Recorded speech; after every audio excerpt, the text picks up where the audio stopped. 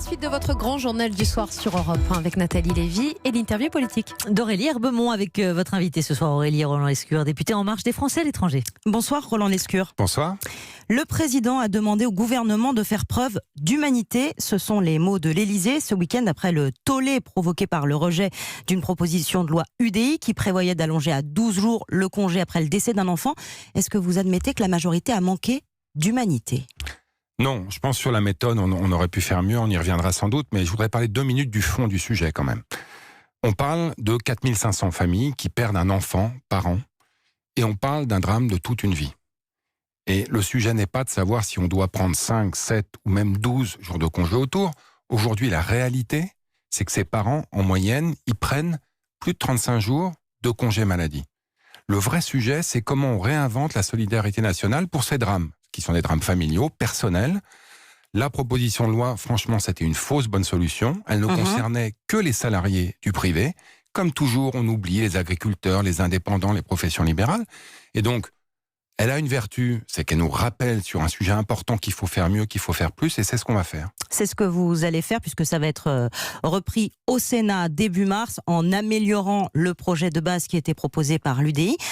Vous rejetez le manque d'humanité, pourtant ce sont les mots qu'a employé l'Élysée, ce sont les mots même qu'emploie Emmanuel Macron il y a quelques minutes en Pologne, puisqu'il dit « le gouvernement va corriger les choses pour que l'humanité retrouve l'efficacité ». Il a employé ces termes de manque d'humanité. Et je ne veux pas aller dans la polémique, mais pour reprendre ces termes exacts, vous l'avez dit, et c'était le cas de l'Élysée samedi aussi, j'ai demandé au gouvernement de faire preuve d'humanité. Moi, j'étais pas à l'Assemblée jeudi, vous l'avez dit, je suis le député des Français d'Amérique du Nord, il s'avère que j'étais au Canada. Mais je les connais bien, mes collègues parlementaires qui ont voté cette loi. Et je peux vous dire qu'aucun d'entre eux ne manque d'humanité. Il faut surtout pas créer une espèce de compétition autour de l'humanité ou de l'unanimité. La réalité, c'est que ce sujet est bien plus large que l'enjeu des congés dont on parle 5, 7 ou 12 jours, c'est un drame d'une vie. Donc il faut qu'on organise la solidarité nationale dans son ensemble, autour de sujets essentiels, qu'est la mort d'un enfant. On a 4500 morts par an. Souvent, évidemment, on le sait, c'est des nouveau-nés, c'est dans la première année que ça a lieu. Il faut qu'on accompagne les familles. Pas seulement sur l'enjeu des congés, c'est un défi, mais aussi sur l'accompagnement psychologique, sur la capacité que ces familles ont à se reconstruire. C'est tout ce défi-là qu'il faut intégrer. Alors vous dites qu'il y avait des imperfections dans le texte proposé par l'UDI, qu'il faudra donc aller plus loin. Mais comment on peut penser, jeudi, que personne au gouvernement, personne au groupe ne se dit « Ouh là là, attention, qu'est-ce qu'on est en train de faire ?» Je pense que, vraiment, sur la méthode, on peut mieux faire, c'est clair. Mais quand même, ce que je dis est important. Les gens qui étaient en hémicycle jeudi, ils ont exactement pensé ce que je viens de vous dire. C'est pas 5, 7 ou 12 jours le problème, c'est bien plus large que ça. Et d'ailleurs, un certain nombre de parlementaires qui étaient là jeudi sont en train de travailler de manière plus large sur ce sujet. Adrien Taquet, qui travaille sur les premiers 1000 jours. Le secrétaire d'État à la protection de l'enfance. Qui travaille sur les premiers 1000 jours, qui a lancé une grande concertation. Franchement, cette proposition de loi, je le répète, c'était une fausse bonne solution à un vrai problème.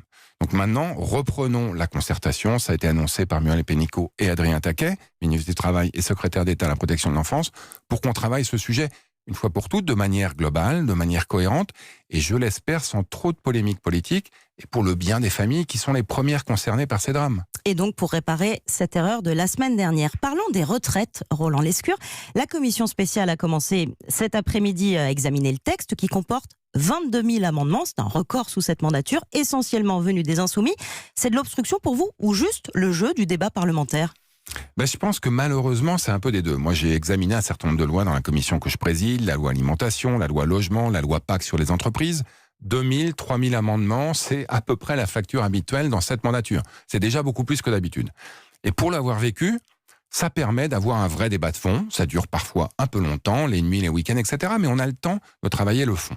Là, les 19 000 amendements, vous n'avez pas dit ce que c'était. 19 000 amendements rien que pour les Insoumis. 19 000 amendements sur 22 000 de la part de la France Insoumise, qui sont 19 000 amendements, pour la plupart identiques, déposés par les 17 députés, chacun dans son coin de la France Insoumise, qui sont essentiellement des amendements de suppression. C'est pas en Des supprimant. articles du projet de loi. En fait, ils suppriment de manière systématique tous les alinéas du projet de loi. Le droit Et d'amendement 17 est fois. constitutionnel. Exactement, donc c'est leur droit. Maintenant, est-ce que ça permet d'avoir un vrai débat de fond sur le système de retraite dont on débat et qui va être intéressant d'ailleurs au Parlement? Universel, pas universel, régimes spéciaux, pas régimes spéciaux, comment on converge vers tout ça?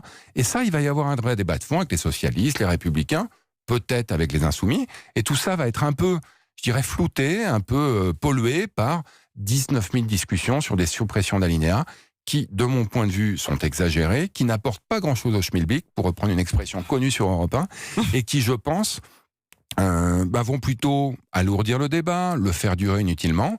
On verra, ce sera un défi de management pour la présidente de la Commission des Affaires sociales, qui préside la commission spéciale. Et de timing aussi, est-ce que vous allez réussir à tenir les délais? La commission doit finir d'examiner les amendements avant vendredi, en théorie. Vendredi, je dirais, allez, peut-être avant dimanche quand même. Je pense que quand on dépose 19 000 amendements, il faut s'attendre à siéger le week-end. On verra. Il y a une règle à l'Assemblée qui fait que si on n'a pas terminé en commission, on recommence dans l'hémicycle avec le texte initial du gouvernement. Donc soit les parlementaires veulent être efficaces pour véritablement améliorer ce texte, soit on retournera à la case départ et on sera en hémicycle le 17 février et on repartira sur le texte initial du gouvernement. Alors justement, après la commission spéciale, il y a l'hémicycle, la guérilla parlementaire a priori va se poursuivre. Est-ce qu'il faut dégainer un 49.3 pour abréger les débats et du coup faire adopter le texte sans vote? Non, moi je pense qu'on a... Ça, c'est une mauvaise idée. Moi je pense qu'on a toute la place pour le débat parlementaire, que ce projet de loi, il est améliorable, à la fois par le débat parlementaire, mais vous le savez, en intégrant les négociations qui ont lieu en parallèle au sein des partenaires sociaux sur le financement. La conférence de financement qui a commencé ses travaux la semaine dernière.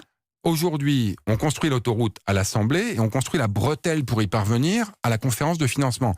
Et au fur et à mesure que les partenaires sociaux vont se mettre d'accord, on intégrera ça au projet de loi. Non, il y a plein de place pour le débat parlementaire.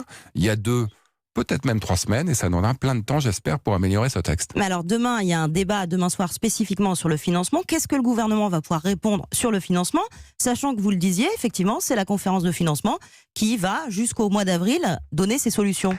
Écoutez, ce débat, il a lieu à l'initiative de l'opposition, du groupe républicain. Donc vous ne vous sentez pas tenu de leur apporter des réponses? Non, mais au moins, on va voir sur quoi ils vont nous poser les questions. S'il s'agit de nous parler de méthode, on va leur dire, excusez-moi, on croit à la démocratie participative, on croit aux partenaires sociaux, on est en train de réinventer tout ça dans le cadre de cette conférence de financement. Laissez-leur 2 semaines et revenons à un beau débat parlementaire dans 2 semaines. Eh bien, on suivra les débats parlementaires. Merci beaucoup, Roland Lescure, d'avoir été mon invité.